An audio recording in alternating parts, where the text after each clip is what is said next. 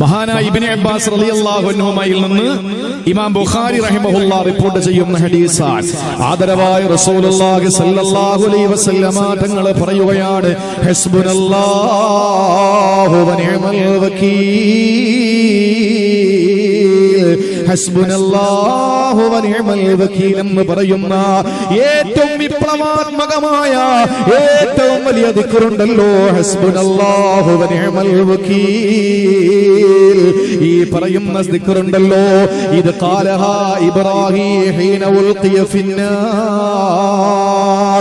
നമ്രൂദ് എന്ന് പറയുന്ന ഭരണാധികാരി ഒരുക്കിയ അഗ്നികുണ്ഡാരത്തിലേക്ക് ഇബ്രാഹിം നബി അലൈഹിസ്സലാത്തു വസ്സലാമിനെ വലിച്ചെറിയുമ്പോ ഇബ്രാഹിം നബി ആ തീകുണ്ഡാരത്തിലേക്ക് എറിയപ്പെടുന്ന സമയത്ത് വിളിച്ചു പറഞ്ഞ ദിക്റാണിത്, ഹസ്ബുനല്ലാഹു വ നിഅമൽ വകീൽ. ശേഷം നബി തങ്ങൾ പറയുകയാണ്, ഖാലാ മുഹമ്മദുർ റസൂലുള്ളാഹ്. സഹാബത്തെ ഞാനും അത് പറഞ്ഞു. എപ്പോഴാണെന്നറിയോ? ഹീന ഖാലൂ ഇന്നന്നാസ ഖദ് ജമഉ ലക്കും ഫഖ്ശൗഹും ഫസാദഹും ഈമാനാ വഖാലൂ ഹസ്ബുനല്ലാഹു വ നിഅമൽ വകീൽ. ഹിജ്റയുടെ 4ാമത്തെ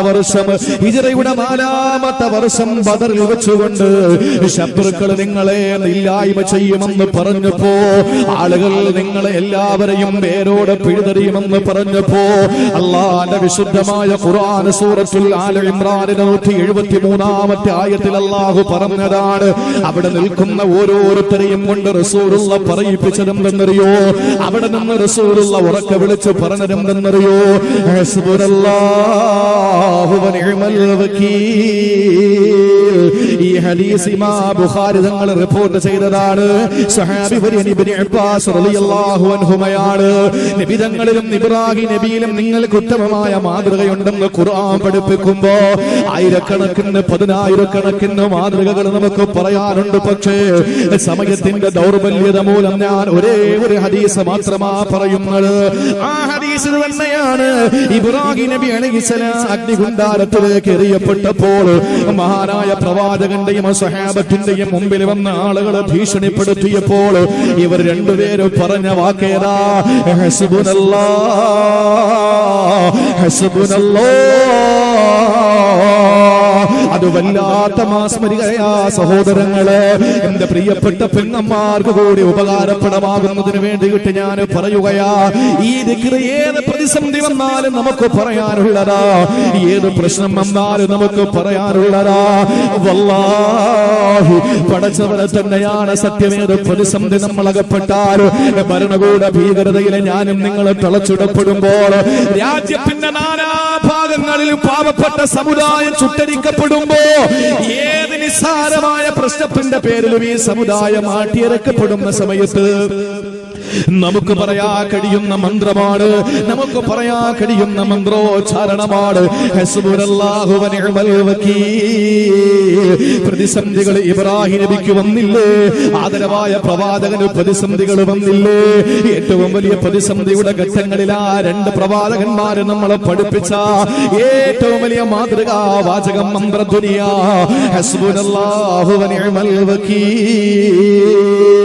ഈ 2 സംഭവം ഞാൻ വിശദീകരിക്കുന്നതിന് മുമ്പ് എന്റെ പ്രിയപ്പെട്ട പള്ളിക്കുട്ടിയിലെ നിവാസികളോട്, പെങ്ങന്മാരോട്, സഹോദരങ്ങളോട് ഞാനൊന്ന് പറയട്ടെ. സഹോദരങ്ങളെ, പ്രിയപ്പെട്ട സഹോദരിമാരെ, നമുക്കെല്ലാ പ്രതിസന്ധികൾ വരാറുണ്ട്, നമുക്ക് പല പ്രതിസന്ധികളും വരാറുണ്ട്. അങ്ങനെ ഒരു പ്രശ്നം നിങ്ങൾക്ക് വന്നു കഴിഞ്ഞാ, അത് കുടുംബത്തിൽ നിന്നാകട്ടെ, സമൂഹത്തിൽ നിന്നാകട്ടെ, നിയമപാലകരിൽ നിന്നാകട്ടെ, നിയമനിർമ്മാണ സഭകളിൽ നിന്നാകട്ടെ, ഭരണകർത്താക്കളിൽ നിന്നാകട്ടെ, ഭരണീയരിൽ നിന്നാകട്ടെ, കോടതികളിൽ നിന്നാകട്ടെ, എവിടെ നിന്ന് ഏതേത് പ്രതിസന്ധികൾ ഉണ്ടായിരുന്നാലും നമുക്ക് മാതൃക സയ്യിദുനാ ഇബ്രാഹീം, നമുക്ക് മാതൃക സയ്യിദുനാ മുഹമ്മദുർ റസൂലുള്ളാഹ്. അതാണ് വിശുദ്ധമായ ഖുർആൻ നമ്മളോട് പറഞ്ഞത്. ഏത് മാർഗവും നിങ്ങൾക്ക് അവലംബിക്കാൻ കഴിയുന്ന 2 മാതൃകാ പുരുഷന്മാരാണ് ഇബ്രാഹിം നബിയും തന്റെ പ്രിയപ്പെട്ട മകൻ മുഹമ്മദ് റസൂലുള്ളാഹിയുമെങ്കിൽ, എന്റെ പ്രിയമുള്ള സഹോദരങ്ങളെ, അല്ലാഹുവിന്റെ പ്രവാചകന്മാര് പ്രതിസന്ധികളിൽ പറഞ്ഞ ഞാൻ വിശദീകരിക്കാം. അതിനു മുമ്പ് ഞാനൊന്ന് പറയട്ടെ. നിങ്ങളുടെ മക്കൾക്കൊരു പ്രയാസം വന്നെന്നിരിക്കട്ടെ, നിങ്ങളുടെ പ്രിയപ്പെട്ടവർക്ക് എന്തെങ്കിലും ഒരു ആപത്ത് വന്നെന്നിരിക്കട്ടെ, അതല്ലെങ്കിൽ നിങ്ങൾക്ക് ഏതെങ്കിലും വിശ്വസിക്കാൻ കഴിയാത്ത അവിശ്വസനീയമായ അചിന്തനീയമായ അവർണ്ണനീയമായ ഏതെങ്കിലും ഒരു പീഡനം, നിങ്ങൾക്ക് ഏതെങ്കിലും ഒരു പ്രതിസന്ധി, ഏതെങ്കിലും ഒരു പ്രാരാബ്ധം, ഏതെങ്കിലും ഒരു വിഷമഘട്ടം നിങ്ങൾക്ക് വന്നു കഴിഞ്ഞാൽ റസൂലുള്ളാഹി സ്വല്ലല്ലാഹു അലൈഹി വസല്ലമ തങ്ങൾ പറഞ്ഞതെന്നറിയോ? ഇദാ വഖഅതും ഫിൽ അംറിൽ അലീം, നിങ്ങൾ വലിയ ഒരു പ്രതിസന്ധിയിൽ അകപ്പെട്ടു പോയാൽ ഖൂലൂ ഹസ്ബുനല്ലാഹ്,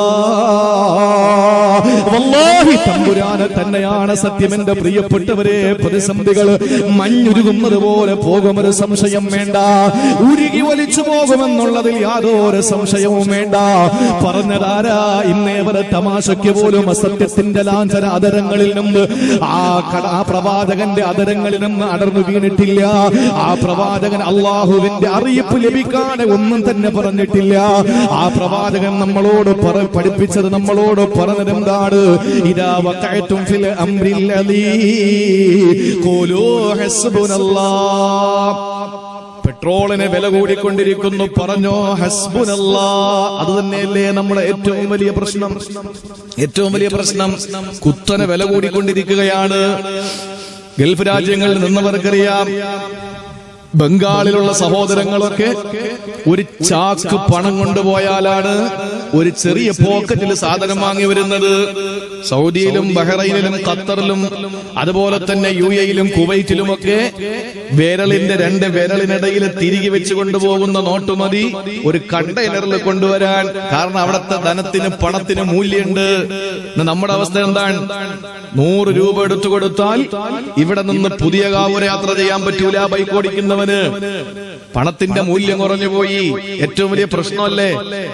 നമ്മളിപ്പോ എല്ലാത്തിനും വില കൂടുന്നു, എണ്ണയ്ക്ക് വില കൂടുന്നു. ഇതൊക്കെ ഒരു വലിയ പ്രതിസന്ധി തന്നെയാണ്. അതുകൊണ്ട് നമുക്ക് പറയാം, നമ്മുടെ ഇതര സമുദായത്തിൽപ്പെട്ട ആളുകൾക്ക് കൂടി ഫലപ്രദമായിക്കൊള്ളട്ടെ, അവർക്ക് കൂടി അനുഗ്രഹമായിക്കൊള്ളട്ടെ. അതുകൊണ്ട് എന്ത് പ്രതിസന്ധി, ഇത് മാത്രമല്ല ഞാൻ പറഞ്ഞത്, ഇപ്പൊ ശരീഅത്തിന്റെ മേൽ കത്തിവെക്കാൻ വേണ്ടി വരിക, മുത്തലാഖിന് വേണ്ടിയിട്ട് എന്തൊക്കെ പ്രശ്നങ്ങളാ. അതിലേക്ക് ഏതെങ്കിലും ഒന്നിലോട്ട് കടന്നുപോയാൽ, അതിലോട്ട് അങ്ങോട്ട് കയറിപ്പോയാൽ പിന്നെ തിരികെ വരാൻ വലിയ ബുദ്ധിമുട്ടാകും. അതുകൊണ്ട് ഞാൻ അങ്ങോട്ടൊന്നും കടക്കുന്നില്ല. എന്ത് പ്രതിസന്ധികൾ നമുക്കുണ്ടായിരുന്നാലും കുടുംബത്തിൽ മക്കൾ ഗൾഫിലാണ്, പ്രിയപ്പെട്ട സന്താനം ഗൾഫിലാണ്, ആ ഗൾഫിൽ നിൽക്കുന്ന മകന് ഇഖാമയിലോ അതല്ലെങ്കിൽ വേറെ ഏതെങ്കിലും ജോലി സംബന്ധമായി പ്രശ്ന കുരുക്കിലാണ്, ധൈര്യമായിട്ട് പറഞ്ഞോളേൻ മകനോട് വിളിച്ചിട്ട്. ഗൾഫിൽ നിന്നുകൊണ്ട് വിദേശത്ത് നിന്നുകൊണ്ട് എന്റെ പ്രസംഗം കേൾക്കുന്ന എന്റെ പ്രിയപ്പെട്ട പ്രവാസി സഹോദരങ്ങളോട് സഹോദരിമാരോട് പറയാനുള്ളത്, നിങ്ങളുടെ ഏത് പ്രതിസന്ധികളും തരണം ചെയ്യാൻ കഴിയുന്ന ഒരു ദിക്റാണ് ഇദാ വഖഅതും ഫിൽ അംറിൽ അലീം ഫഖൂലു ഹസ്ബുനല്ലാഹു വനിഅമൽ വകീൽ. ഹസ്ബുനല്ലാഹു വനിഅമൽ വകീൽ. അല്ലാഹു നമുക്ക് മതി, ഭരമേൽപ്പിക്കാൻ അവൻ തന്നെയാണ് ഏറ്റവും ഉത്തമൻ. എന്തർത്ഥമാണ് എന്റെ സഹോദരങ്ങളെ? ഇത് പറഞ്ഞ അല്ലാഹു നമ്മുടെ വിഷയം പരിഹരിക്കും, അതിലൊരു സംശയവും വേണ്ട. നമ്മുടെ വിഷയം പരിഹരിക്കപ്പെടുമെന്നുള്ള കാര്യത്തിൽ ഒരു സംശയവും വേണ്ട. ആരും മറന്നു പോകരുത്. ഏറ്റവും വലിയ പ്രശ്നം എന്താണ്? നോട്ട് പിൻവലിച്ചതല്ല, പെട്രോളിന്റെ വില കൂടുന്നതല്ല. ഒരു മുസ്ലിമിനെ സംബന്ധിച്ചിടത്തോളം അവന്റെ ഏറ്റവും വലിയ മുസീബത്ത് ഏതാണ്? ഏറ്റവും വലിയ മുസീബത്ത് ആംബുലൻസിന്റെ കടമൊന്നും അല്ല, അതൊക്കെ നിസാരം. ഇന്ന് തരുമോ ഇൻഷാ അല്ലാഹ്? 3 ലക്ഷം അല്ലേ? എത്ര? 3 ലക്ഷം രൂപ. 30 സഹോദരങ്ങൾ എഴുന്നേറ്റ് 10,000 രൂപ വെച്ച്, അല്ല എത്ര? 30 സഹോദരങ്ങൾ 10,000 രൂപ വെച്ച് അവർ തരും. റമദാന് മുമ്പ് ഇൻഷാ അല്ലാഹ് നിങ്ങൾക്ക് എത്തിച്ചേരും. ഇല്ലേ? ഇൻഷാ അല്ലാഹ് പറയും. അത് മാത്രം മടിയാണ്. വേണ്ട, 60 പേര് 5,000 രൂപ വെച്ച് കൊടുത്താൽ മതി. എന്തിനാ? നമ്മുടെ സഹോദരങ്ങൾ ലൈവ് അല്ലേ, അവര് പുട്ടടിച്ചതൊന്നും അല്ല. അൽഹംദുലില്ലാ, നമുക്ക് ഏതൊരു പ്രതിസന്ധി വന്നാലും ഈ ഭാഗത്ത് നിന്ന് പെട്ടെന്ന് ഓടി ഹോസ്പിറ്റലിലേക്ക് പോകാൻ കഴിയുന്ന ഇന്നും നമ്മുടെ ഉത്തരേന്ത്യയിലും വടക്കേന്ത്യയിലൊക്കെ നടക്കുന്നെന്താ? പാതി വഴിയിൽ പ്രസവിച്ചു പോവുക. പശുവിനെ കൊണ്ടുപോകാൻ നല്ല ഹൈ ക്വാളിറ്റിയും ഹൈ ക്ലാസ് ആംബുലൻസ്, AC സംവിധാനം. പാവപ്പെട്ട സഹോദരി ഗർഭവേദന പേറ്റുനോവുമായിട്ട് പോകുമ്പോ ഓടയിൽ പ്രസവിക്കുന്നു. പടച്ചോ നമ്മളെ കാത്തിരക്ഷിക്കട്ടെ. അതുകൊണ്ട് പ്രിയപ്പെട്ട സഹോദരങ്ങളെ, ഏറ്റവും വലിയ പ്രതിസന്ധി എന്ന് പറയുന്നത് ഇതൊന്നുമല്ല. മക്കള് വാപ്പായ നോക്കാത്തതാണോ? അല്ല. ഒരു മുസ്ലിമിനെ സംബന്ധിച്ചിടത്തോളം അവന്റെ ഏറ്റവും വലിയ പ്രതിസന്ധി ഏതാണ്? ഒന്ന് പറയ്. നമ്മൾ ഏറ്റവും കൂടുതൽ ഭയപ്പെടുന്ന ഏതൊരു ദിവസമാണ്? എന്നാ കേട്ടോളീം പറഞ്ഞു. മഹാനായ റസൂലുള്ളാഹി സ്വല്ലല്ലാഹു അലൈഹി വസല്ലമ തങ്ങളെ സഹാബത്തിനോട് പറയുകയാണ്, കൈഫാനു യാ സഹാബ, എനിക്കെങ്ങനെ സുഖിക്കാൻ പറ്റും സഹാബത്തേ? وصاحب القرن قد التقم القرن وحنى جبهته يستمع متى يؤمر فينفخ. സൂറന്ന കാഹളത്തിൽ ചുണ്ടോട് ചേർത്ത് വെച്ചുകൊണ്ട് ഇസ്രാഫീൽ എന്ന മലക്ക് ഇങ്ങനെ കാത്തു നിൽക്കുകയാണ് സഹാബ. ആ ഇസ്രാഫീൽ എന്ന മലക്ക് ഒരിക്കൽ പോലും ആകാശത്തിലേക്ക് തല ഉയർത്തുന്നില്ല, ആ മേൽപോട്ട് തല ഉയർത്തുന്നില്ല. എങ്ങനെയാണ് ഇസ്രാഫീൽ എന്ന മലക്ക് സൂറന്ന കാഹളം തന്റെ ചുണ്ടോട് ചേർത്ത് വെച്ച് നിൽക്കുന്നതെന്നറിയോ? അത്ഭുതമാണ് സഹോദരങ്ങളെ, അത്ഭുതമാണ്. ഈ കാണുന്ന മൈതാനത്ത് ഓണ പരിപാടി നടന്നെന്നിരിക്കട്ടെ, അതല്ലെങ്കിൽ വേറെ ഏതെങ്കിലും പരിപാടി നടക്കുകയാണ്, അതല്ലെങ്കിൽ പെരുന്നാളിൽ ആളുകൾ സിനിമ കാണാൻ പോകാതിരിക്കാൻ, അതല്ലെങ്കിൽ കള്ളു കുടിക്കാൻ പോകാതിരിക്കാൻ നാട്ടിലെ ചെറുപ്പക്കാരെല്ലാവരും കൂടി തീരുമാനിച്ചു ഇവിടെ ഒരു ഓട്ട മത്സരം നടത്താമെന്ന്. അങ്ങനെ ഓട്ട മത്സരത്തിന് ആവശ്യമായ വര വരച്ചു, ലൈൻ വരച്ചു. അങ്ങനെ ലൈനിലേക്ക് തള്ളവിരലുകൾ ചേർത്ത് വെച്ച് നിൽക്കുന്ന ഈ ഓട്ട മത്സരത്തിന് പങ്കെടുക്കുന്ന മത്സരാർത്ഥികളെ നിങ്ങൾ കണ്ടിട്ടില്ലേ? വിസിലടിക്കുന്ന ആ മാസ്റ്ററുടെ നേരെ മുഖത്തോട് മുഖം നോക്കൂല, അതല്ലെങ്കിൽ അതിനുവേണ്ടി മത്സരം നടത്താൻ വേണ്ടി ഉത്തരവാദിത്വം ഏൽപ്പിക്കപ്പെട്ട അയാളെ വിസിലടിക്കുന്നത് നോക്കാൻ വേണ്ടിയിട്ട് വിസിലും കൊണ്ട് നിൽക്കുന്നവന്റെ ചുണ്ടിലേക്ക് നോക്കൂല. ഈ മത്സരാർത്ഥികൾ നോക്കുന്നത് എവിടെയാണ്? തള്ളവിരലിൽ നോക്കിയിട്ട് നിലത്ത് നോക്കി നിൽക്കുകയാണ്. ഏത് സെക്കൻഡിലാണ് ഊതൽ വരുന്നത്? ആ സമയത്ത് ഓടണം, തനിക്ക് ജയിക്കണമെന്ന അവന്റെ തീരുമാനമെങ്കിൽ ഇസ്രാഫീൽ എന്ന മലക്കും അങ്ങനെ തന്നെയാ. സുബ്ഹാനല്ലാഹ്, ആകാശത്തിലേക്ക് തല ഉയർത്തുന്നില്ലത്രേ.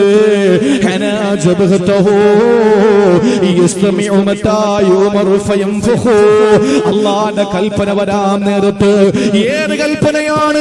ഇദാ ഇന്നമാ അംറുഹു ഇദാ അറാദ ശൈആ അയ്യഖൂല ലഹു കുൻ ഫയകൂൻ. അല്ലാഹു ഏതെങ്കിലും ഒരു കാര്യം തീരുമാനിച്ചു കഴിഞ്ഞാൽ അല്ലാഹു സാഹിബു കുന്നാണ്. കാഫിന്റെയും നൂനിന്റെയും ഇടയിൽ പ്രവർത്തിക്കുന്നവനാണ് അല്ലാഹ്. അല്ലാഹു കുൻ യദാകെന്ന് പറഞ്ഞാൽ അത് ആകണമെന്ന് പറഞ്ഞാൽ ഫയകൂൻ.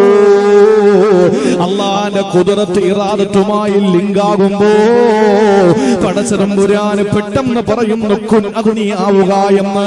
ഫയകൂൻ. ആ സെക്കൻഡിൽ അല്ല, ആ സെക്കൻഡിന്റെ കോടി അംശീകരിക്കപ്പെട്ടതിൽ അതങ്ങ് നടത്തപ്പെടുകയാണ് എന്നല്ലേ ഖുർആൻ സൂറത്ത് യാസീൻ പറഞ്ഞത്. ആ ഒരു വിളിയാളത്തിനു വേണ്ടിയിട്ട് ഇസ്രാഫീൽ എന്ന മാലാക സൂറന്ന കാഹളം ചുണ്ടോട് ചേർത്ത് വെച്ച് നിൽക്കുകയാ. ഏത് സെക്കൻഡിലാണ് പടച്ചവന്റെ ഊതാനുള്ള നിർദ്ദേശം വരുന്നത്? ആ സമയത്തങ്ങ് ഊതാൻ വേണ്ടിയിട്ട് നിൽക്കുമ്പോ കൈഫാനുമോ, എനിക്ക് എങ്ങനെയാണ് സുഖിക്കാൻ കഴിയുക? എങ്ങനെയാണ് എനിക്ക് രമിക്കാൻ കഴിയുക? എങ്ങനെയാണ് എനിക്ക് സന്തോഷത്തോടെ ജീവിക്കാൻ കഴിയുക? ഇന്നേ വരെ ഞാനും നിങ്ങൾ ചിന്തിച്ചിട്ടുണ്ടോ സഹോദരങ്ങള്? ഭാര്യാമക്കളോടൊപ്പം ജീവിക്കുമ്പോ, തന്റെ പ്രിയപ്പെട്ടവരോടൊപ്പം ജീവിക്കുമ്പോ, തന്റെ പ്രിയപ്പെട്ട ഭരണീയരോടൊപ്പം ജീവിക്കുമ്പോ, തന്റെ സമുദായത്തിൽ നിന്ന് ജീവിക്കുമ്പോ, തന്റെ പൊതുപ്രവർത്തന മേഖലയിലുള്ള ആളുകളോടൊപ്പം പ്രവർത്തിക്കുമ്പോൾ ആര് ചിന്തിക്കാറില്ല? ഇസ്രാഫീൽ എന്ന മാലാക സൂറന്ന കാഹളം ചുണ്ടോട് ചേർത്ത് വെച്ച് നിൽക്കുകയാ. പിന്നെ നിനക്ക് വേണ്ടി പൊതിയാനുള്ള കഫൻ പുടവ ഏതോ ഒരു കടയിൽ നെയ്തിട്ടുണ്ട് മോളെ. നിന്നെ കുളിപ്പിക്കാനുള്ള കിണർ കുത്തിയിട്ടുണ്ട് മോളെ. നിന്നെ അടക്കാനുള്ള കുഴി തുറന്നിട്ടിരിക്കുകയാണ് പൊന്നുമോള്. ഏത് സമയത്താണ് നിന്റെ ഖിയാമത്ത് വരുന്നതെന്ന് പറയാൻ കഴിയില്ല. നിന്റെ അന്ത്യദിനം വരുന്നത് ഏതാണെന്ന് പറയാൻ കഴിയില്ല. ലോകാവസാനവും എന്നെന്ന് പറയാൻ കഴിയില്ല. ഇത് പറഞ്ഞപ്പോൾ സഹാബത്തിന്റെ കവിൽത്തടത്തിലൂടെ കണ്ണുനീർത്തുള്ളികൾ ചാലിട്ടൊഴുകുകയാ. അവര് ഭയന്ന് പറച്ച് സംഭീതരായി, പരിഭ്രമചിത്തരായി, വിഷാദ വിഷണ്ണരായി, വ്യാകുല വികുലരായി നബി തങ്ങളോട് ചോദിക്കുന്നു, യാ റസൂലല്ലാഹ്, ഞങ്ങൾ ജീവിച്ചിരിക്കുമ്പോഴാ ലോകാവസാനം നടക്കുന്നതെങ്കിൽ, ഞങ്ങൾ ജീവിച്ചിരിക്കുമ്പോഴാണ് ലോകാവസാനത്തിന്റെ ആ വിളിയാളം കേൾക്കുന്നതെങ്കിൽ, ഫമാനഖൂലു യാ ഹബീബല്ലാഹ്, ഞങ്ങൾ എന്താണ് പറയേണ്ടത് നബിയേ? ആ സമയത്ത് റസൂലുള്ള പറഞ്ഞതെന്നറിയോ? ഖൂലൂ ഹസ്ബുനല്ലാഹു വനിഅമൽ വകീൽ. നിങ്ങൾ ഹസ്ബുനല്ലാഹു വനിഅമൽ വകീൽ പറയണമെന്ന് മുഖ്ബിറേ സാദിഖേ സാദിഖൽ മസ്ദൂഖ് നബിയുൽ ഹറമൈൻ ഇമാമുൽ ഖിബ്ലതൈൻ ത്വാഹ മുഹമ്മദുർ റസൂലുള്ളാഹ്. ലോകാവസാനത്തിന്റെ വിളിയാളം വരുമ്പോ, ലോകാവസാനത്തിന്റെ സൂറിലുള്ള വിളിയാളം വരുമ്പോ ഞങ്ങൾ അന്ന് ജീവിച്ചിരുന്ന ഞങ്ങൾ എന്താണ് പറയേണ്ടത്? ഹസ്ബുനല്ലാഹു വനിഅമൽ വകീൽ. വയനാട് ജില്ലയിലെല്ലാം പ്രളയം വന്നിട്ട് വയനാട് ജില്ല മുഴുവനും മക്കി തുടച്ചു കൊണ്ടുപോകുമ്പോ എന്താണ് ജീവിച്ചിരിക്കുന്ന നമ്മൾ പറയേണ്ടത്? ഹസ്ബുനല്ലാഹു വനിഅമൽ വകീൽ. ആര് കണ്ടില്ല എന്റെ സഹോദരങ്ങളെ? ആർക്കാണ് പറയാൻ കഴിയുക അടുത്ത വർഷം നമ്മളല്ല ഇതിന്റെ ഇരകളെന്ന്? ആർക്കാണ് പറയാൻ കഴിയുന്നത്? ആർക്കും പറയാൻ കഴിയില്ല. വർഷങ്ങൾക്ക് മുമ്പ് ഏകദേശം ഒരു 10, 12, 13 വർഷങ്ങൾക്ക് മുമ്പ് നമ്മുടെ നാട് കരുനാഗപ്പള്ളി കണ്ടിട്ടുള്ള ഏറ്റവും വലിയ സുനാമിക്ക് നമ്മൾ സാക്ഷ്യം വഹിച്ചവരാണ്. അന്ന് ഞാൻ ചുറ്റുമൂല ദർസിൽ പഠിക്കുകയാണ്. സഹോദരങ്ങളെ, എല്ലാവർക്കുമൊപ്പം അന്ന് ഞാൻ സൈക്കിൾ ചവിട്ടിയിട്ടത് കാണാൻ വേണ്ടി പോയി. അവിടെ പോകുമ്പോ അത്ഭുതപ്പെട്ടു പോയി. വർഗീയതയില്ല, തമ്മിലടിയില്ല. കാക്കി നിക്കറിട്ടവർ, കാവി നിക്കർ ധരിച്ചവർ, അതുപോലെ തന്നെ പാന്റ് ധരിച്ചവർ, എല്ലാവരും കൈകോർത്തിങ്ങനെ റോട്ടിൽ നിൽക്കുകയാണ്. വർഗീയതകളൊന്നുമില്ല. ആർക്ക് തമ്മിൽ വാക്പയറ്റുകളും സംവാദങ്ങളും വാഗ്വാദങ്ങളുമില്ല. എല്ലാവരും ഭയന്നു പോയത് അള്ളാഹു കടലിനെ ഒരു എത്രയോ കിലോമീറ്റർ ഉള്ളിലേക്ക് അതിന്റെ വെള്ളത്തെ വലിച്ചു കൊണ്ടുപോയി പർവ്വത സമാനമായി ഇങ്ങനെ തിരികെ ആഞ്ഞടിച്ചപ്പോൾ ചരിത്രത്തിന്റെ ഭാഗമായി മാറുമോ എന്ന് നമ്മൾ ഭയന്നിട്ട്, ആളുകൾക്ക് വർഗീയതയില്ല, വെള്ളം ഇറങ്ങുമ്പോ വർഗീയത തലപൊന്തുന്നു. ഇതാണ് നടന്നുകൊണ്ടിരിക്കുന്നത്. ആ സമയത്ത് നമ്മളതൊക്കെ കണ്ടു. അതുകൊണ്ട് നമുക്ക് വലിയ ദുരന്തങ്ങൾ വരുമ്പോ പേടിയാണ്. എല്ലാവരും ഭയന്നുപോയ ടാങ്കർ ദുരന്തം നടന്നത് കരുനാഗപ്പള്ളിയിലാണ്, പുത്തൻതെരുവിലാണ്, പുതിയകാവിലാണ്, ഊവക്കാവിലാണ്. എന്റെ സഹോദരങ്ങളെ, എത്ര ദുരന്തങ്ങളാണ് നമ്മൾ കരുനാഗപ്പള്ളിക്കാർ കണ്ടിട്ടുള്ളത്. അതല്ലെങ്കിൽ നമ്മുടെ ഈ പ്രദേശത്തുകാർ അഭിമുഖീകരിച്ചിട്ടുള്ളത്. ഇതൊക്കെ വരുമ്പോ നമുക്ക് പറയാൻ പറ്റുന്ന ഇബ്രാഹിം നബിയുടെയും അഷ്റഫുൽ ഖൽഖിന്റെയും മാതൃക ഹസ്ബുനല്ലാഹു വനിഅമൽ വകീൽ. അതിന്റെ ഗുണം എന്താ? അള്ളാഹു അതങ്ങ് മാറ്റിത്തരും. അതെങ്ങനെ മനസ്സിലാക്കാൻ പറ്റും? ഇബ്രാഹിം നബിയിലും അഷ്റഫുൽ ഖൽഖിലും ഇത് എത്ര സ്വാധീനം ചെലുത്തിയെന്ന് ഞാൻ ഇൻഷാ അല്ലാഹ് ഒരു അരമണിക്കൂർ കൊണ്ട് അതങ്ങ് പറയാം. ശ്രദ്ധയോടെ കേട്ടോളി. ഇബ്രാഹിം നബി ആദ്യം നമുക്ക് എടുക്കാം. അള്ളാഹു ഇബ്രാഹിം നബിയുടെ ദർജ വർദ്ധിപ്പിച്ചു കൊടുക്കുമാറാവട്ടെ. നമുക്ക് ഏറ്റവും വലിയ, നമുക്ക് പിതാവ് എന്ന് അള്ളാഹു പറഞ്ഞിട്ടുള്ളത് ഫത്തബിഉ മില്ലത അബീക്കും, നിങ്ങളുടെ പിതാവാണ് എന്നാണ് അള്ളാഹു നമ്മളെ പറ്റി, ഇബ്രാഹിം നബിയെ പറ്റി ഖുർആനിൽ നമ്മളോട് പറഞ്ഞു. നമ്മുടെ വാപ്പാണ്. അള്ളാഹു ഇബ്രാഹിം നബിക്ക് റഹ്മത്ത് ചൊരിയട്ടെ, ബറക്കത്ത് ചൊരിയട്ടെ, ദർജ ഉയർത്തി കൊടുക്കട്ടെ. നമുക്ക് നമ്മുടെ നിസ്കാരത്തിൽ പോലും നമ്മൾ പറയും, ഒരാൾ പോലും നിസ്കാരത്തിൽ ഇബ്രാഹിം നബിയുടെ പേര് പറയാത്ത ആരുമില്ല. എന്താ കാര്യം? ഇബ്രാഹിം നബി ദുആരെന്ന് പടച്ചോനെ അവസാനം വരുന്ന സമുദായത്തിന് അഷ്റഫുൽ ഖൽഖിനെ കൊടുക്കണേ. നബിതങ്ങളെ നമുക്ക് കിട്ടാൻ ദുആരെന്ന ഒരു പ്രവാചകൻ ഇബ്രാഹിം നബിയാ. അതിന് നന്ദിയായിട്ട് ഇപ്പോഴും നമ്മൾ എന്ത് ചെയ്യുന്നു? നമ്മുടെ നിസ്കാരത്തിൽ ഇബ്രാഹിം നബിയെ നമ്മൾ മറക്കൂല. അതാണ് നന്ദി. അള്ളാഹു നിലനിർത്തി തരട്ടെ. സഹോദരങ്ങളെ, ഇബ്രാഹിം നബിയിലെ മാതൃക എന്താണ്? ഒന്ന് ശ്രദ്ധിച്ചു കേട്ടോളി. 1 മണിക്കൂറായി, ഒന്ന് ശ്രദ്ധയോടെ കേട്ടോളി. ഇബ്രാഹിം നബി അലൈഹിസ്സലാത്തു വസ്സലാമിൽ നമുക്കൊരു മാതൃക എന്താണെന്നറിയോ?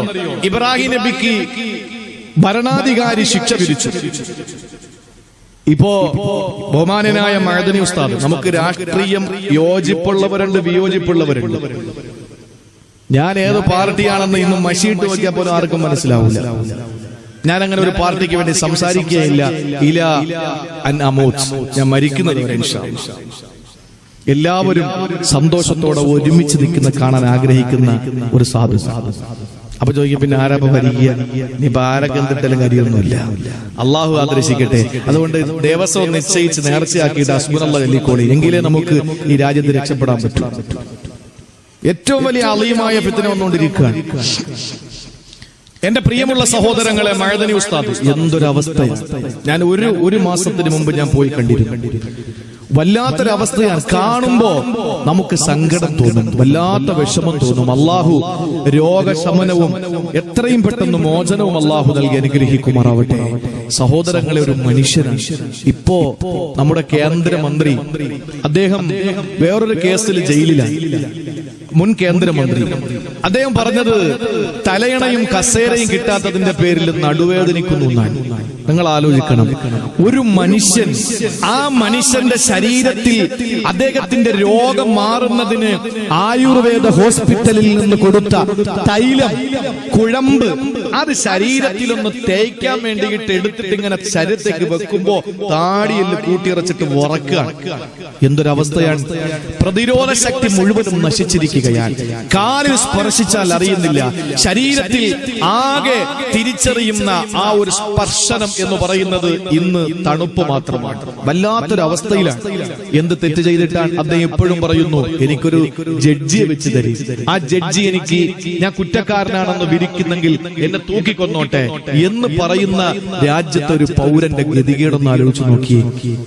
നമ്മളൊന്ന് ആലോചിച്ച് നോക്കിയേ. അള്ളാഹു എത്രയും പെട്ടെന്ന് മോചനം നൽകി അനുഗ്രഹിക്കുമാറാവട്ടെ. അതുകൊണ്ട് ഭരണകൂടം മഹാനായ ഇബ്രാഹിം നബി അലൈഹി സ്വലാത്തു വസ്സലാമിന് വിധിച്ച അദ്ദേഹത്തിന്റെ ശിക്ഷാവിധി എന്ന് പറയുന്നത് അഗ്നികുണ്ഡാരത്തിലേക്ക് വലിച്ചെറിയലാണ്. എന്താ ചെയ്ത തെറ്റ്? അഴിമതി കാണിച്ചതാണോ? കള്ളക്കടത്ത് നടത്തിയതാണോ? ഒന്നുമല്ല. ഇബ്രാഹിം നബി ആളുകളോട് പറഞ്ഞു, നിങ്ങൾ എന്തിനാണ് മനുഷ്യബുദ്ധിയെ പരസ്യമായിട്ട് അവഹേളിക്കുന്ന ശിലാവിഗ്രഹങ്ങൾക്ക് സുജൂദ് ചെയ്യുന്നത്? ഏകനായ അള്ളാഹുവിനെ ആരാധിക്കും. ഇത്ര ചെയ്തുള്ളൂ തെറ്റ്, ഇത്ര തെറ്റ് ചെയ്തിട്ടുള്ളൂ. അങ്ങനെ ഇബ്രാഹിം നബി എന്ത് ചെയ്തു? രാജാവിന്റെ കൽപ്പന പ്രകാരം തീക്കുണ്ടാരം ഉണ്ടാക്കി. എങ്ങനെ തീക്കുണ്ടാരം ഉണ്ടാക്കിയെന്നറിയോ? എങ്ങനെയാണ്? വിറക് പൂജ. വിറക് പൂജ.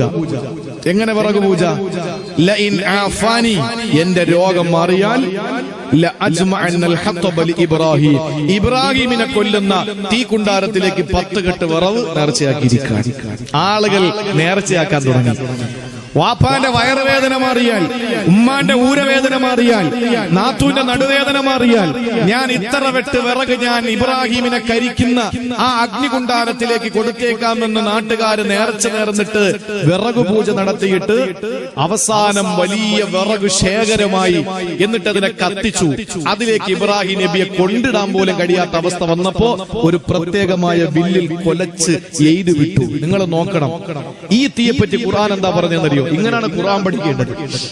ഈ തീയെപ്പറ്റി ഖുർആൻ എന്താ പറഞ്ഞത്? അല്ലാഹുവിന്റെ വിശുദ്ധമായ ഖുർആൻ സൂറത്തു സ്വാഫാത്തിൽ അല്ലാഹു പറയുന്നു, ഖാലു ബുനൂ ലഹു ബുനിയാനാ ഫഅൽഖൂഹു ഫിൽ ജഹീം.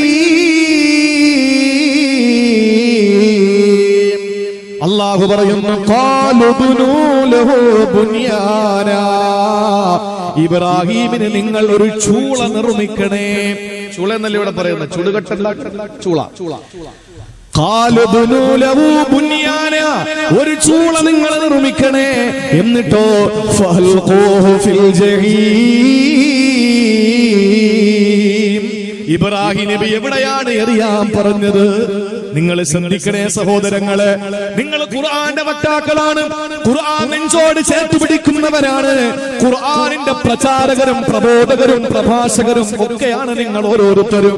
ഞാൻ പറയുന്ന സഹോദരങ്ങളെ, ഖുർആനിൽ അല്ലാഹു തആല ഈ സംഭവത്തെ എടുത്ത് ഉദ്ധരിച്ചിട്ട് പറഞ്ഞത്, അന്ന് നമ്രോദ് വിളിച്ചു പറഞ്ഞു, വഅൽഖൂഹു ഫിൽ ജഹീം, ജഹീമിൽ നിങ്ങൾ വലിച്ചെറിയുക.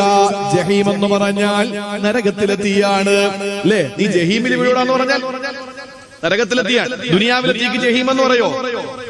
ദുനിയാവിലെ തീക്ക് ജഹീം എന്ന് പറയൂല. ദുനിയാവിലെ തീക്ക് ജഹീം എന്ന് പറയില്ല. ആ ജഹീം എന്ന് പറയുന്ന തീ ഏത് തീയാണ്? കത്തിയാളുന്ന ഭീകരമായ ബീഭത്സമായ കഠിനമായ കഠോരമായ നാരകീയ ശിക്ഷയ്ക്കാണ് അള്ളാഹു ജഹീം എന്ന് ഖുർആനിലൂടെ പറഞ്ഞിട്ടുള്ളത്. പക്ഷെ ദുനിയാവിൽ കത്തിക്കപ്പെട്ട ഒരേ ഒരു തീക്ക് അള്ളാഹു നരകത്തിന്റെ തീയുടെ പേര് കൊടുത്തു. അത് ഇബ്രാഹിം നബിയെ കരിക്കുന്ന ചൂളയിൽ നിർമ്മിച്ച തീക്ക. അപ്പൊ ആ തീയുടെ ചൂട് എന്താന്ന് മനസ്സിലായില്ലേ? മനസ്സിലായോ? ഇല്ലേ? നരകത്തിലെ തീയുടെ പേരാണ് ദുനിയാവിൽ ഇബ്രാഹിം നബിയെ കരിക്കാൻ വേണ്ടി നിർമ്മിച്ച തീ കിട്ടുകൊടുത്തത്. വേറെ ഒരു സ്ഥലത്തും അല്ലാഹു തആല അങ്ങനെ ഒരു പേര് കൊടുത്തിട്ടില്ല. എത്രത്തോളം കിലോമീറ്ററുകളുടെ മുകളിലൂടെ പാറിപ്പറക്കുന്ന പക്ഷിപ്രവാദികൾ പോലും അതിന്റെ ചൂടേറ്റ് കരിഞ്ഞു വീണെന്നാണ്. അങ്ങനെ കരിഞ്ഞു വീഴുന്ന കഠിനമായ ചൂടുള്ള ആ ചൂളയിലേക്ക് ഇബ്രാഹിം നബിയെ എയ്തുവിടുകയാണ്. സഹോദരാ, പ്രിയപ്പെട്ട സഹോദരി, നിങ്ങൾക്കറിയോ ഇബ്രാഹിം നബി എത്ര ദിവസമാണ് അതിനകത്ത് കിടന്നതെന്നറിയോ? സുബ്ഹാനല്ലാഹ്, 7 ദിവസം കിടന്നെന്നാ. 7 ദിവസം കിടന്നെന്നാണ്. 40 യൗമാ 50 യൗമാ, 40-50 ദിവസമാണെന്ന് പറയുന്നുണ്ട്. പോട്ടെ, ഏറ്റവും ചെറുതിൽ നമുക്ക് പിടിക്കാം 7 ദിവസമാണ് ഇബ്രാഹിം നബി ആ തീ കുണ്ടാരത്തിനകത്ത് കിടന്നത്. അങ്ങനെ തീയിലേക്ക് വലിച്ചെറിയപ്പെടുന്ന ഇബ്രാഹിം നബിയുടെ പ്രായം എത്രയെന്നറിയോ? 16 വയസ്സാ. ഇബ്രാഹിം നബിയുടെ പ്രായമെന്ന് 16 വയസ്സാ. ഇന്ന് +1 പഠിക്കുന്ന മകന്റെ പ്രായമാണ്. ഇന്ന് +1 പഠിക്കുന്ന, അല്ലെങ്കിൽ 10ാം ക്ലാസ്സിൽ പഠിക്കുന്ന ഒരു മകന്റെ മകളുടെ പ്രായമുള്ള ഇബ്രാഹിം നബിയെ 7 ദിവസത്തോളം അഗ്നികുണ്ടാരത്തിൽ വലിച്ചെറിയപ്പെട്ടില്ലേ? ഇബ്രാഹിം നബി അതിലേക്ക് ചെന്ന് വീഴാൻ അടുക്കുന്ന സമയത്ത് അല്ലാഹു പറഞ്ഞു വിട്ടു, ആരെയാ? ഖാസിനുൽ മിയാ, വെള്ളത്തിന്റെ ഉത്തരവാദിത്വമുള്ള മലക്കിനെ വിടുകയാ. വെള്ളത്തിന്റെ ഉത്തരവാദിത്വമുള്ള മലക്ക് വന്നിട്ട് ചോദിക്കുകയാണ്, ഇബ്രാഹിം, ഞാൻ ഉദ്ദേശിച്ച ലഹ്മത്തുന്നാർ, ഈ തീയെ ഞാൻ കെടുത്തിക്കളയാ, ഞാൻ വെള്ളമൊഴിച്ചിട്ട് കെടുത്തിക്കളയാ. വെള്ളത്തിന്റെ ഉത്തരവാദിത്വമല്ല എനിക്കാ തന്നിട്ടുള്ളത്. എത്ര ലിറ്റർ വെള്ളം ഞാനൊരു നാട്ടിൽ മഴയായി വർഷിപ്പിക്കണമെന്ന ഉത്തരവാദിത്വമല്ല എന്നെ ഏൽപ്പിച്ചിരിക്കുകയാ. അങ്ങ് ഉദ്ദേശിച്ചാൽ അല്ലാഹ് അനുവാദം എനിക്ക് തന്നിട്ടുണ്ട്. അല്ലാഹുവിന്റെ ഓർഡറുണ്ട്, അല്ലാഹുവിന്റെ നിർദ്ദേശമുണ്ട്. ഇബ്രാഹിമേ, ഞാൻ വേണമെങ്കിൽ ലഹ്മത്തുന്നാറ, ആ തീയെ ഞാൻ കെടുത്തിക്കളയാമെന്ന് പറഞ്ഞു. ആ സമയത്തുടനെ കാറ്റിന്റെ ഡ്യൂട്ടിയുള്ള മലക്ക് പാഞ്ഞെത്തുകയാ. എന്നിട്ട് പറഞ്ഞു, ഇബ്രാഹിം, അല്ലാഹു എനിക്ക് കാറ്റിനെ അധീനപ്പെടുത്തിയിരിക്കുകയാ. ഞാൻ ഉദ്ദേശിക്കുന്നിടത്ത് കാറ്റടിക്കുക, കാറ്റിന്റെ ഗതിവിഗതികൾ നിയന്ത്രിക്കുന്നത് ഞാനാ. ഞാൻ വിചാരിച്ചാൽ, ഞാൻ കരുതിയാൽ ഞാൻ കാറ്റിനെ ഏതെങ്കിലും ഒരു ഭാഗത്തേക്ക് തീയെ ഞാൻ അങ്ങ് കൊണ്ടുമാറ്റാ. അന്തരീക്ഷത്തിൽ എവിടെയെങ്കിലും ഞാൻ കൊണ്ടുവന്നതിനെ അങ്ങ് തള്ളാ. എന്തു പറയുന്നു? പടച്ചവൻ എന്നെ അയച്ചതാണെന്ന് പറയുമ്പോ ഇബ്രാഹിം നബിയുടെ മറുപടി എന്തെന്നറിയോ? ലാ ഹാജത ഇലൈക്കും, ലാ ഹാജത ഇലൈക്കും, ലാ ഹാജത ഇലൈക്കും. എനിക്ക് നിങ്ങളെ ആവശ്യമില്ല, നിങ്ങളെ വിട്ട അല്ലാഹുവില്ലേ. ഹസ്ബുനല്ലാഹു വനിഅമൽ വകീൽ. ആ പടച്ചവനെ ഞാനങ്ങ് ഭരമേൽപ്പിച്ചിരിക്കുകയാ. എന്റെ നാഥനെ ഞാനങ്ങ് ഏൽപ്പിച്ചിരിക്കുകയാണ്. ഇത് പറയേണ്ട മാത്രയിൽ എന്റെ സഹോദരങ്ങള് ആ സെക്കൻഡിൽ അല്ലാഹു ഇടപെടുകയാണ്. അല്ലാഹു ആദ്യം എന്ത് ചെയ്തു? ചില സബബുകൾ കൊണ്ട് സഹായം കൊടുത്തു. ചില സബബുകൾ കൊണ്ട് സഹായം കൊടുത്തു. ഇന്ന് എത്ര സബബാണ് കിടവറകളിൽ കഴിയുന്നവർക്ക്. എത്ര സബബുണ്ടായിട്ടും ഇറക്കുന്നില്ല, എത്ര സബബുണ്ടായിട്ടും ഇറങ്ങുന്നില്ല. പടച്ചവൻ നേരിട്ട് സഹായമുണ്ടാകും, ഒരു സംശയവും വേണ്ട. എന്റെ പ്രിയമുള്ള സഹോദരങ്ങള്, ഈ സമുദായം എത്രയോ ചെറുപ്പക്കാരാണ് ഇന്ന് ക്രൂരമായിട്ട് കൊല ചെയ്യപ്പെടുന്നത്. ആരാണ് ചോദിക്കാനുള്ളത്? എത്ര സഹോദരിമാരാണ് പരസ്യമായിട്ട് ബലാത്സംഗം ചെയ്യപ്പെട്ടത്? എത്ര പൊന്നുമക്കളാണ് ചരച്ചരക്കപ്പെട്ടത്? എത്ര പള്ളികളാണ് തട്ടിത്തകർക്കപ്പെട്ടത്? എന്റെ സഹോദരങ്ങളെ, സഭകൾ ഉണ്ടായിട്ട്, ഇന്ന് പറഞ്ഞാൽ കോടതികൾ ഉണ്ടായിട്ട്, നിയമപാലകരുണ്ടായിട്ട്, നിയമസംരക്ഷകരുണ്ടായിട്ട്, നിയമനിർമ്മാണ സഭകൾ ഉണ്ടായിട്ട് ഒരാളിൽ നിന്ന് നമുക്ക് സഹായം ലഭിക്കുന്നില്ല. പക്ഷേ നമ്മൾ സർവ്വതും റബ്ബിലേക്ക് സമർപ്പിച്ചു കഴിഞ്ഞാൽ ഹസ്ബുനല്ലാഹ് അള്ളാഹുവിനെ ഭരമേൽപ്പിച്ചു കഴിഞ്ഞാൽ അള്ളാഹു നേരിട്ട് നമ്മളെ സഹായിക്കും, ഒരു സംശയം വേണ്ട. ഇവിടെ റബ്ബ് നേരിട്ട് സഹായം ഇറക്കുകയാണ്. സൂറത്തുൽ അംബിയായിലൂടെ അള്ളാഹ് പറയുന്നു, അള്ളാഹു ഇടപെട്ടിട്ട് തീയോട് പറഞ്ഞതെന്തെന്നറിയോ? എന്റെ ഖാസിനുൽ റിയാഹിനെ ആട്ടിവിട്ട എന്റെ ഖലീലേ, എന്റെ ഖാസിനുൽ റിയാഹിനെ തട്ടിത്തെറിപ്പിച്ച എന്റെ ഖലീലേ, അങ്ങ് ചെന്ന് വീടുന്ന തീയോട് ഞാൻ പറയാ, അള്ളാഹ് പറഞ്ഞല്ലോ, ഖുൽനാ യാ നാറു കൂനി ബർദൻ വസലാമൻ അലാ ഇബ്രാഹീം, ഖുൽനാ യാ നാറു കൂനി ബർദൻ വസലാമൻ അലാ ഇബ്രാഹീം, എന്റെ ഇബ്രാഹീമിന് നീ തണുപ്പും രക്ഷയുമുള്ളതാകണേ, എന്റെ ഇബ്രാഹീമിന് നീ തണുപ്പും രക്ഷയുമുള്ളതാകണേ. നിങ്ങൾക്കറിയോ സഹോദരങ്ങളെ, അബ്ദുല്ലാഹ് ഇബ്നു അബ്ബാസ് തങ്ങൾ പറയുകയാണ്, അല്ലാഹു അന്ന് ഇബ്രാഹീം നബി അലൈഹിസ്സലാത്തു വസ്സലാം ചെന്ന് വീടുന്ന തീയോട്, എന്റെ ഇബ്രാഹീമിന് നീ ബർദും സലാമുമാകണമെന്ന് പറയുന്നിടത്ത് അല്ലാഹു ബർദെന്ന് മാത്രം പറഞ്ഞിരുന്നെങ്കിൽ, അല്ലാഹു തണുപ്പെന്ന് മാത്രം പറഞ്ഞിരുന്നെങ്കിൽ ലമാത്ത ഇബ്രാഹീമു മിൻ ബർദിഹാ, ഇബ്രാഹിം നബി തീയിൽ ചെന്ന് വീണിട്ട് തണുത്ത് വറച്ച് മരിച്ചു പോയേനെ.